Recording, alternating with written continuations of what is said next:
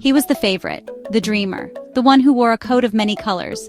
Joseph was loved deeply by his father Jacob, more than any of his brothers, and that love caused division. While his older brothers worked in the fields, Joseph stayed closer to home. He brought reports, sometimes honest, sometimes painful, and Jacob gave him a gift, a richly ornamented robe, a visible symbol of favor. The brothers noticed, and resentment began to grow. Then came the dreams. In one dream, Joseph saw sheaves of grain. His sheaf stood upright, while his brothers' sheaves gathered around and bowed down to his. In another, the sun, moon, and 11 stars bowed before him. He told them everything, not to boast, but out of innocence. But to his brothers, it was arrogance. Their hatred deepened. One day, Jacob sent Joseph to check on his brothers as they grazed their flocks in Shechem. He searched for them and found them in Dothan, and as he approached, they saw him coming. "Here comes that dreamer," they sneered. "Let's kill him and throw him into one of these pits.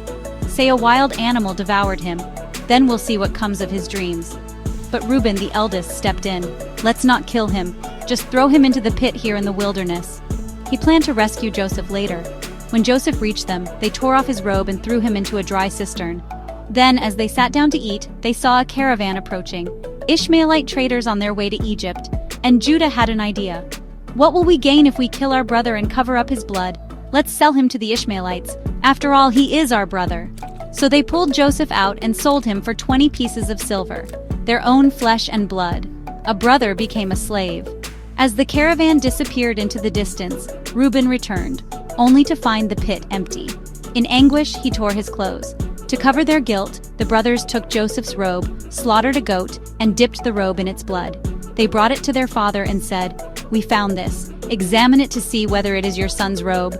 Jacob recognized it instantly. "It is my son's robe. A wild animal has devoured him. Joseph has surely been torn to pieces."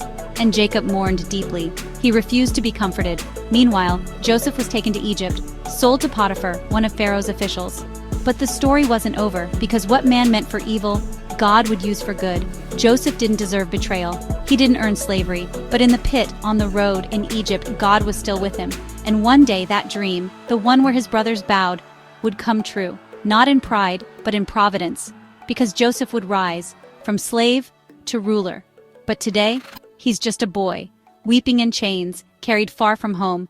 If you've ever felt forgotten, misunderstood, or betrayed by those closest to you, Joseph's story is yours, and God's not finished with you yet. Leave a cross if you believe God can turn even betrayal into destiny. Credits. He speaks truth.